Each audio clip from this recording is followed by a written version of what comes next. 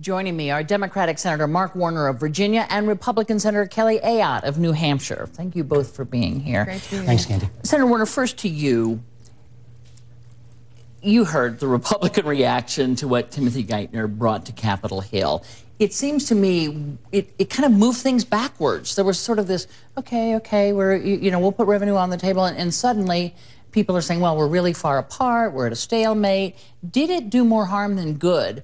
I don't think so, Candy. I mean, when they first met, the president laid out his opening offer in terms of a down payment.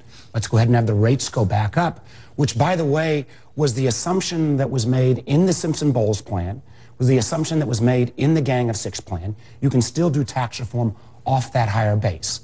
Then they said, no, that's not enough. Give us your full plan, because as somebody who spent more time doing business deals than I have in politics, you lay out a term sheet. Well, the president laid out a term sheet with all the details. I think in any negotiation I've been involved in, you put down a term sheet, the other side comes back and says, no, I like this part, I don't like this part. And my hope would be they would actually get to those negotiations, because every day that clicks off, we are hurting the economy as we go into the Christmas retail season, as people are probably not buying because they may not know all the details of the cliff, but they know bad stuff's going to happen if we don't get our act together and get this done. And Senator, yeah, you heard the Treasury Secretary say, well, now it's up to the Republicans. They got to bring us something. What will that something be? Well, Candy, let me just say, I was disappointed by the president's proposal. I think it's essentially a rerun of his budget proposal. I mean, the revenue proposals are, $1.6 trillion in revenue and tax increases. It's a massive tax increase, but also not significant and meaningful entitlement reforms, which is, as you know, the Speaker came forward and put revenue on the table and said, for Republicans, we really want to solve this. And I want to commend Senator Warner for the work he has done on the Gang of Six and also the Go Big principles, because that's contained really three components, revenue, spending cuts, meaningful entitlement reforms. Obviously, we need to give that certainty to our economy as well. We want to solve this, and I think the Speaker earnestly wants to solve it. I was disappointed by the president's initial proposal here. Do you think the president has to get more involved in this? We've seen, some Republicans are saying, where is he? Well, he was up in a sort of a campaign-style event on Friday while Geithner was presenting this thing. And honestly, Senator, there's three, as you point out, there are three kind of critical business weeks coming, certainly for retail. And it has taken us almost a month since the election for the president to put out what everybody already knew he wanted. So what, Candy, I think the first meeting, the president laid out, let the rates go back up, the assumption that Simpson-Bowles had, the assumption that Gang of Six had, and then said to our Republican colleagues, give us back what you want for a down payment, because we're not going to solve all of this by the end of the year. Then they said, no, give us more detail, and through Secretary Geithner, they've laid out more detail. I think it's also incumbent... But it wasn't new detail, and it's taken so long. But it's also incumbent upon the president to realize this is a conversation he needs to have not just with Washington, but with the fact of everybody in the country. So bringing in business leaders, bringing in small business owners, going out across the country. One of the reasons why I think this time it's going to be different from the failures in the past, the debt ceiling debacle, the failure of the super committee, is that I think the American people, and particularly the American business community, realize what's at stake. And I think there's an awful lot of us, frankly, in both parties, who are willing to get there, and I want to commend Kelly as well. There's been a big group of us, well in excess of the majority in the Senate, who said we're willing to do our part. We want to give the president and the Speaker room to get the framework, but we'll be there to help fill in the details as we go forward.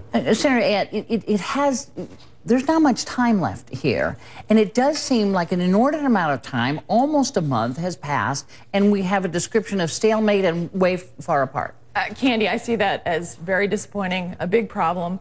That's why I didn't like seeing that essentially was a rerun of his budget that couldn't get support from either party in the House or the Senate. So it is time. I see, for the Speaker to come forward and put revenue on the table. That was a big thing. Would you agree? The Speaker put revenue on the table the day after the election. Very difficult. But I know that Mark understands that, but the primary drivers of our fiscal crisis, when we think about it, we don't want to go bankrupt. We don't want to be like Greece. Entitlement reforms, the majority of our spending, and also to make sure that those programs are preserved. 2024 Medicare is insolvent, Social Security 2033. These are important. It is time for us to come together and solve the big Do you agree entitlements problems. absolutely, positively have to be on the table? Part of the mix. But saying you're putting revenues on the table versus specificity is really two different things. As a business guy, you got to have a term sheet with details. If the Republican leadership Senator McConnell said, hey, if you the know, let's Republican raise leadership doesn't like the details in the term sheet that Secretary Geithner laid out, come up with a counter term sheet. You know, we've got to get past the kind of Washington decoder speak and say specifically how do we get there. I also believe that one of the things we need to get to is major tax reform, but we need to go ahead and lay down what we're going to get done before the end of the year and then how we get to that, I believe, at least $4 trillion in net deficit reduction. Let me stop both of you there because I got to take a quick break. Sure. So they'll stay with us after a short break. I do want to come back and ask you about President Obama's UN Ambassador, Susan Rice. Has the Benghazi incident ruined her chance to become the next Secretary of State?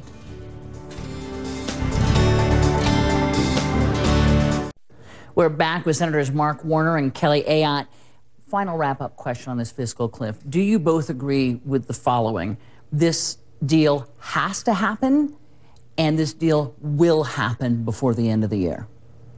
It has to happen, Candy, and I truly hope that it does happen. But I'm really disappointed by the president's initial proposal, and I think that we've got to get beyond, you know, the tax rate issue. I just want to say one thing. Republicans have offered closing loopholes deductions or capping deductions. There's more revenue there.